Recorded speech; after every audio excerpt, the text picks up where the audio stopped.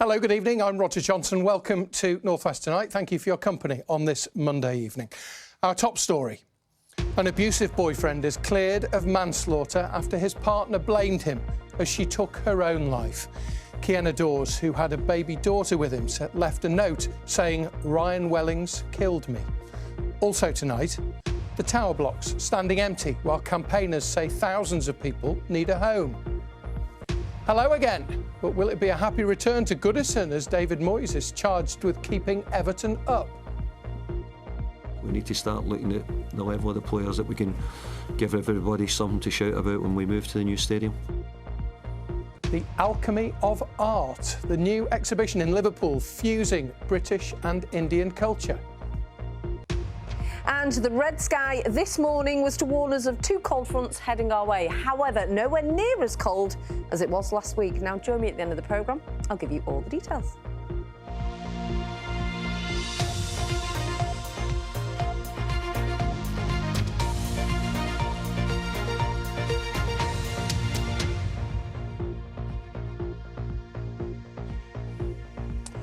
First tonight, a man has this afternoon been charged with attempted murder after a nurse was stabbed at the Royal Oldham Hospital. She's still in hospital following the attack on Saturday night, an incident condemned by the Health Secretary as horrific. Phil Cunliffe sent this from the town.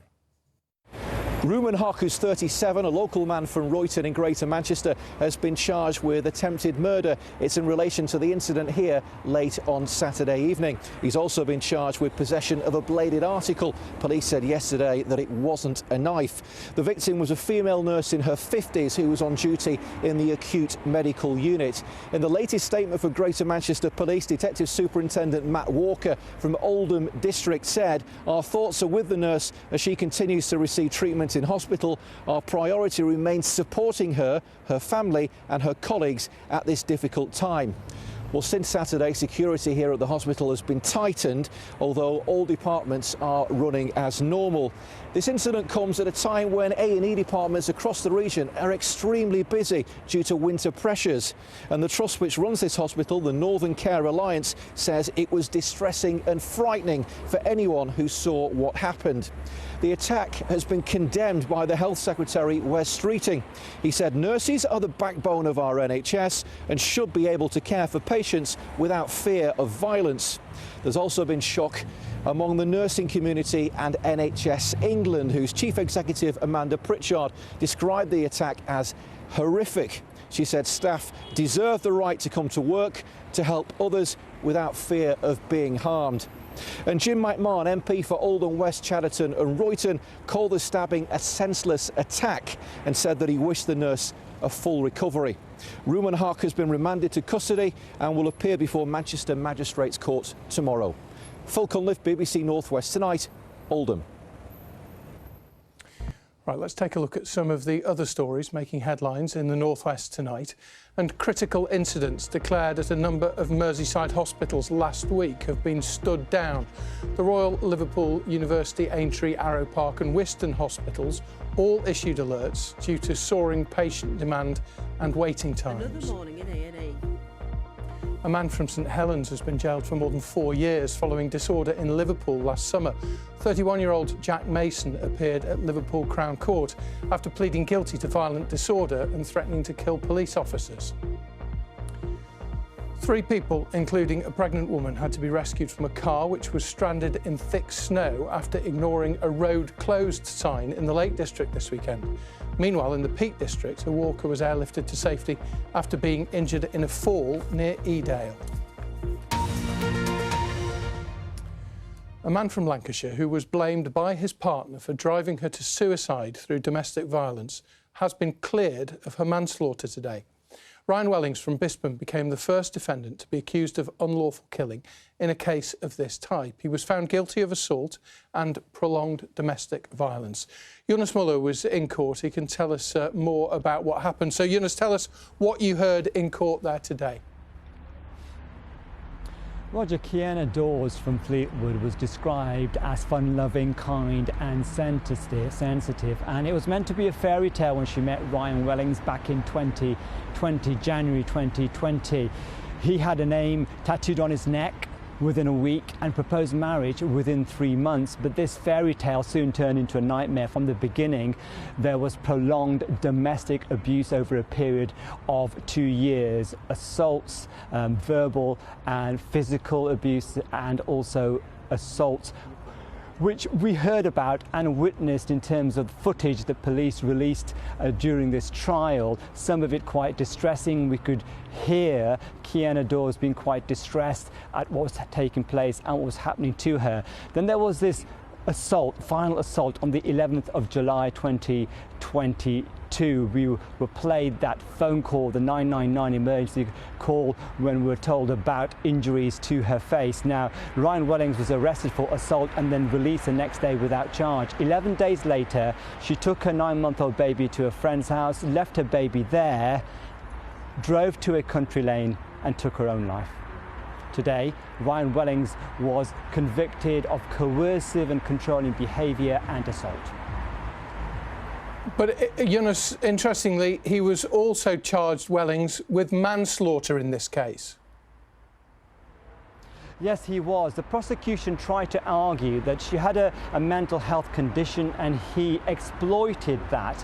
And we were shown a note that she left on her phone in which she said, "I was murdered, Ryan Wellings killed me." Now, the prosecution claimed that effectively he broke her and he was responsible for her death. The jury did not accept that and he was found not guilty of manslaughter. When the verdict came in and he left the court, he blew a kiss to his current partner and smiled. Kiana's family were clearly distraught and were in tears. Now, as a result of the way Lancashire Police treated Kiana Dawes, the Independent Office for Police Conduct said 3 officers had a case to answer and there will be disciplinary proceedings taking place against those officers in the near future. Now, Ryan Wellings will be sentenced for those 2 charges that he was found guilty on, coercive and controlling behaviour and assault, this coming Thursday. Yunus, thank you very much. Yunus Muller there reporting for us from Preston Crown Court. Now, the housing crisis here and across the country has been well reported, but in Rochdale, 500 social homes are empty, despite thousands of people being on the waiting list in the borough. The properties are in College Bank, where the Housing Association has been in demolition talks for nearly a decade. Anna Jameson has the story. The Seven Sisters. Together, they form College Bank and have dominated Rochdale's skyline since the 1960s. Today, 500 properties are empty. It's just a scandal. It is just a disgrace that we have empty properties and people that are... Tonight, they will be sleeping in hostels and bed and breakfast, and we're talking about children here and families. 8 years ago, Rochdale Borough-wide Housing said upgrades were too expensive and wanted to demolish 4 of them. It sparked a fierce campaign by residents. It's memories. Got lots of memories round here. My family grew up round here on Spotland and that. This is home to me. Rochdale is home. Not knowing what's happening.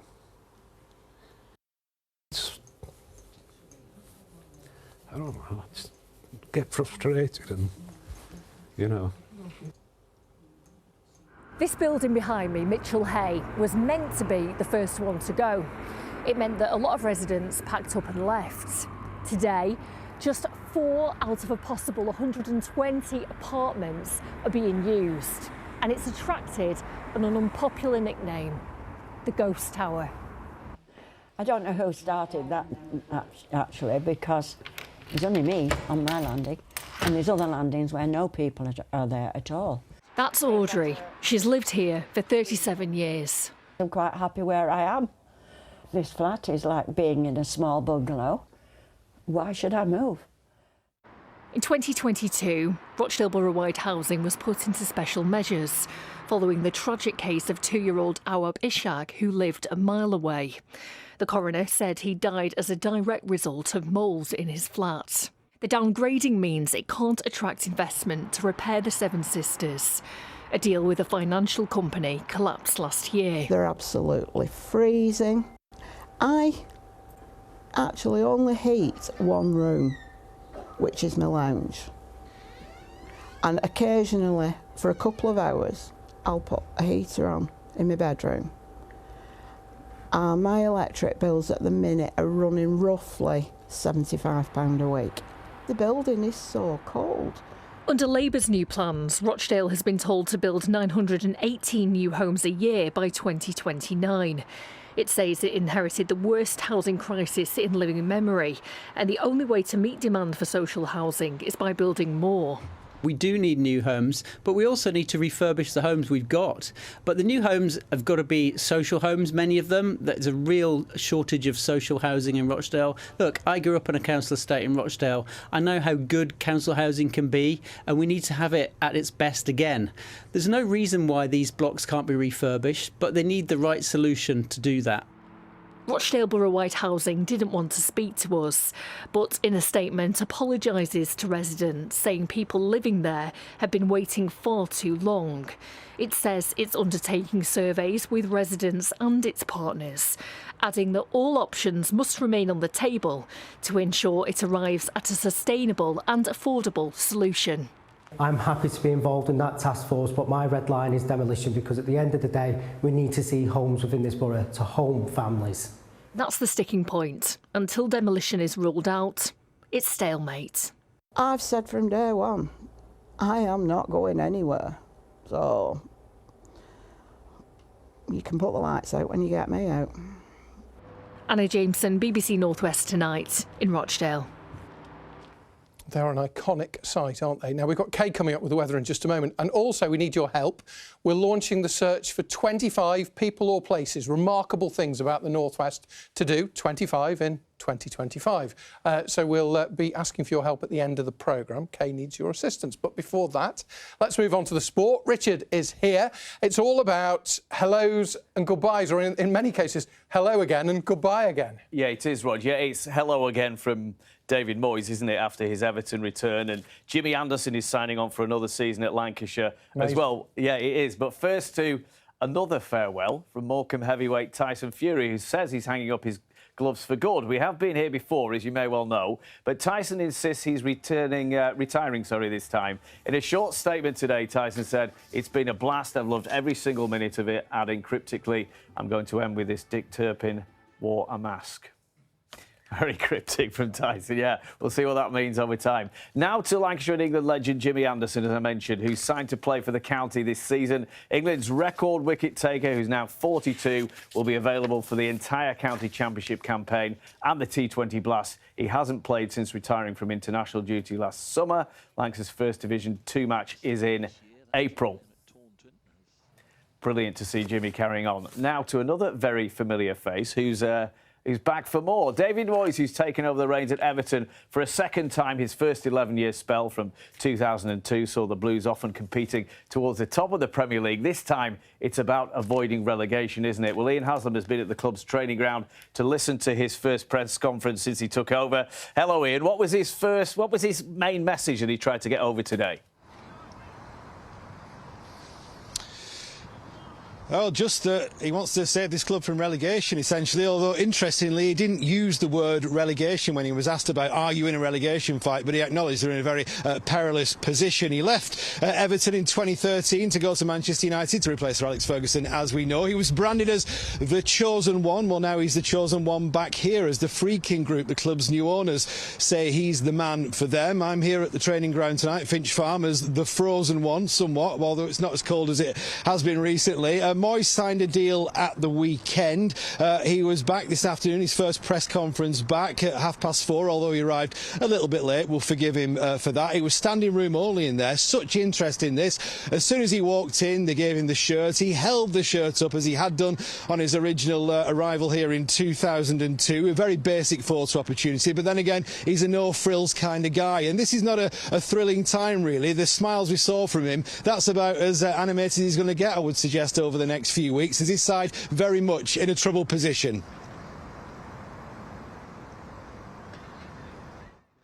I think Tuesday or Wednesday when I first get a little bit of call to say that there was a chance there was going to be a change. I had several conversations with Dan and Mark, and that's where it really took off from, really. But up until that point, I had no idea. I actually thought, you know, Sean was doing a really good job. Well, David Moyes, the manager, has undergone something of a redemption arc in recent years. It didn't happen for him at Manchester United, nor did it happen at Real Sociedad or Sunderland, so we'll be hoping it does change here. But his stock is high. He won the Europa League, Conference League with West Ham United. He's a legend there. Here's what he had to say about getting Everton doing better again. There's sort of building a club back up if possible, you know. And I don't think it's been done by any managers. I think the damage has been done through a long period of time. But I actually think, though, I had a great time here. I'd love to be part of making it better if possible. I think at the end of it, there's a stadium, but the stadium looks the business. It looks elite. So we need to start getting some elite players. We need to start looking at the level of the players that we can give everybody something to shout about when we move to the new stadium. I mentioned the new owners earlier on, the Friedkin Group. They took over last month. As David Moyes alluded to today, that move to the new stadium, Bramley-Moore Dock, happens at the start of next season. The last place they want to be is in the Championship for that. Here's what he had to say on the owners. I have to say that, you know, Dan and Mark were very good. I think a lot of Evertonians should be happy that at the moment it looks like they're going in the right direction. I've been really privileged here to work under some great owners and people who've helped me. I've worked under people who their intention was to build a better Everton, and I think they've done that. I think we done that at a period which wasn't easy either, and I think that this period's not going to be easy. But I think the new ownership have got big ideas. Big hopes that they can make a big difference to the football club. One question. Joining us now is Julia Bold from BBC Radio Merseyside, knows Everton inside out. Just wrap this up for us, Julia. What's the feeling of the fans about this? What was the feeling in the press conference today? Yeah, he spoke very warmly and positively about Everton, didn't he, today in that press conference? And I think any fans that had some reservations about him returning to Everton have been won over, certainly looking at the comments on social media right now. David Moyes says, I want to try and show I can do it again. And when I said, what will you play like? David Moyes' Everton 2.0, he said, I just want to win. Well, given wins have been hard to come by for Everton, that is music to the fans' ears tonight. Brilliant. Thank you very much, Julia. Julia Bold there, Everton experts in residence. Well, there you go then. Will he turn things around? Let's hope so. From here, back to you. Cheers, Ian. Thanks very much. Yeah, best of luck to David and to Everton, who will host Bournemouth in the 4th round of the FA Cup, with lots of drama over the weekend for our clubs in round 3, not least for Manchester United, who came through a real battle at Arsenal yesterday. That's where we start our roundup of the action.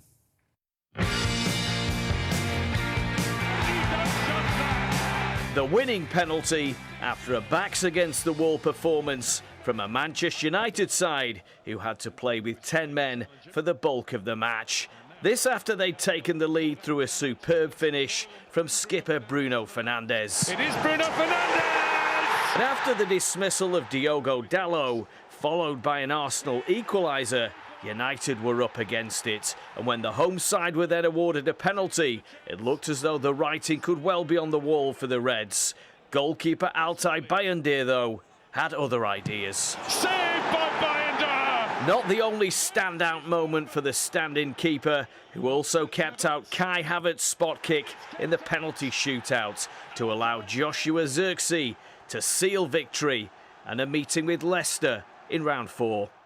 They had more chances, but I think we deserved the win. It's not Arsenal didn't deserve the lose, but we deserved the win. Several of our lower league sides were hoping to upset the odds against Premier League big guns, not least Accrington Stanley, a team full of Scousers, at Anfield. The League Two side did themselves proud, with Liverpool fan Josh Wood striking the bar, but overall, Liverpool were far too strong.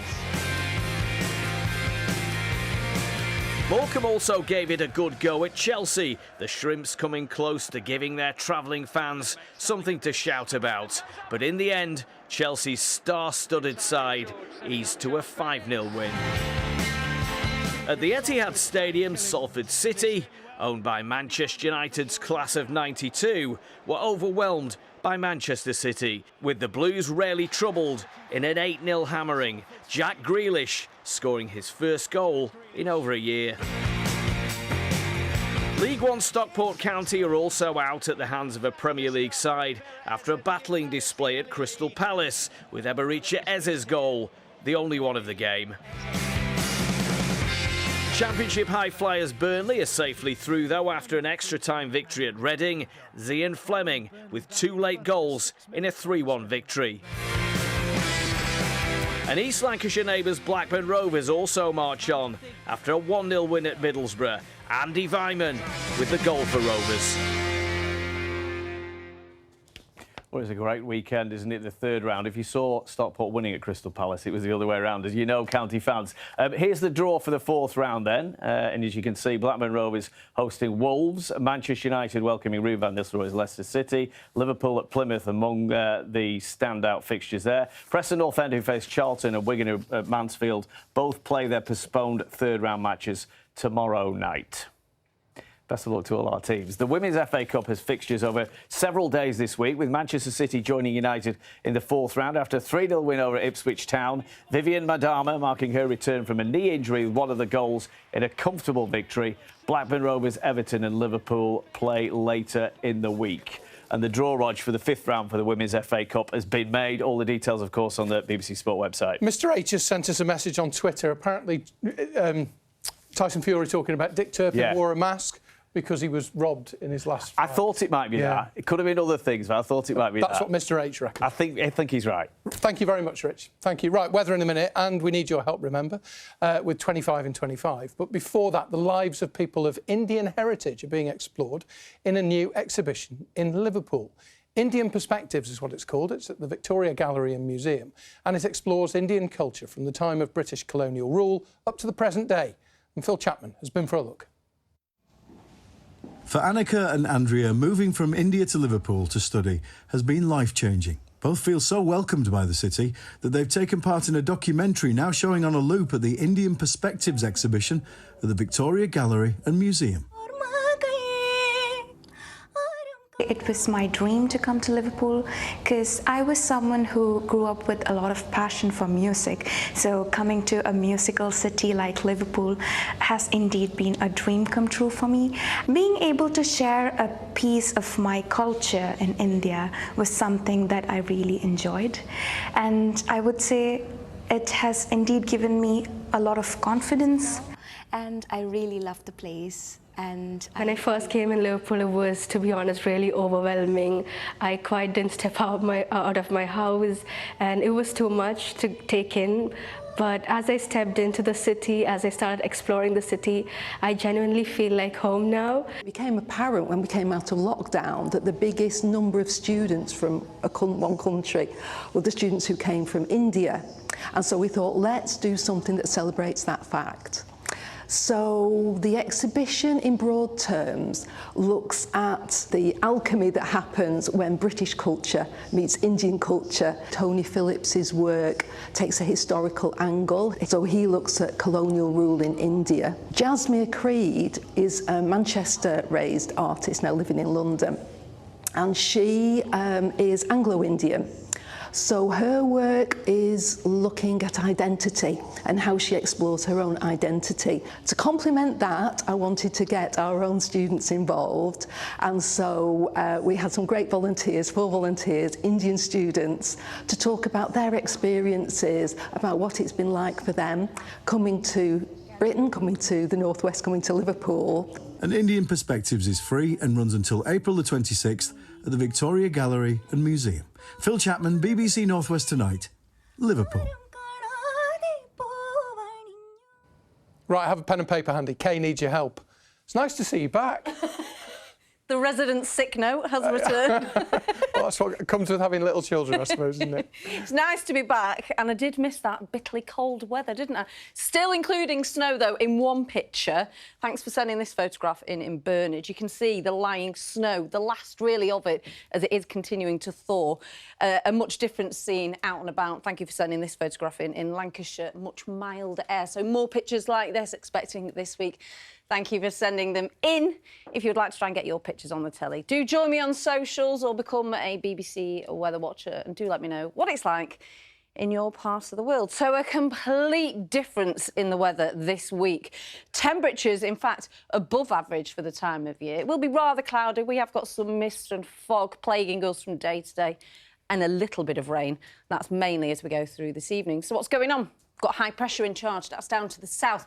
2 cold fronts just introducing some rain for parts today and overnight tonight. They'll clear through. And then high pressure dominates. Doesn't mean wall-to-wall winter sunshine.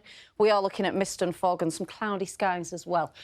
But milder southwesterly air, and that's what we've got through this evening and overnight. So you can see the outbreaks of rain from that cold front, heaviest for the Pennines, starts to clear from the north. It's been quite a breezy day today, quite blustery along the coast. The winds will ease, temperatures 7 to 11 degrees on the Isle of Man. 11 is 52 Fahrenheit, so really mild tomorrow morning. There will be some mist and fog, a bit murky for the hills and the coast. Now, any overnight rain will continue to clear. The cloud will thin and lift. It will even break a little bit for some. Top temperatures tomorrow around about 10 to 12 degrees. That's 54 in Fahrenheit. We should be around about 7. And you can see all the oranges on the map sweeping in from the southwest, a milder air mass. There's a lot of moisture in that, hence a fair amount of cloud, and that's going to stay with us right throughout this week and into the weekend as well. But there will be overnight mist and fog, and that will be stubborn to clear for some as we head through Wednesday, but it will do so. We should start to see some decent spells of winter sunshine. Top temperatures Wednesday, still double figures, 10 or 11 degrees. And we repeat the performance. Temperatures just dip a little, but it certainly won't be snowing. That's the forecast. Yeah, right, come on. Tell us about 25 in 25. Well, you know me. Yeah. I love to get out and about. Yes. I love to meet you. Yes. So, 25 in 25. Whether you like it or not. Come on. 25 in 25 is your chance to shout about some of the most fabulous places, people, views, parts of the Northwest that you think we should come out and see. Right. We'll leave that on the screen because you might be leaping up from your chair to scan that QR code. You could send us an email, it's easier. Or if you don't scan it, you can just WhatsApp 0808 100 2230. Keep the messages clean because I am going to be going through them. So, and you're looking for amazing places or amazing people, but we're basically looking for 25 great things about the Northwest to do in 2025. Yeah, so 25 places. Oh, yeah. I'll be there all year. If you're not feeling poorly, you'll be enjoying it. Oh, yeah, I might be out. Well done. Thank you very much. Thank you to you, as always, for watching. Have a great evening. Take care. Good night.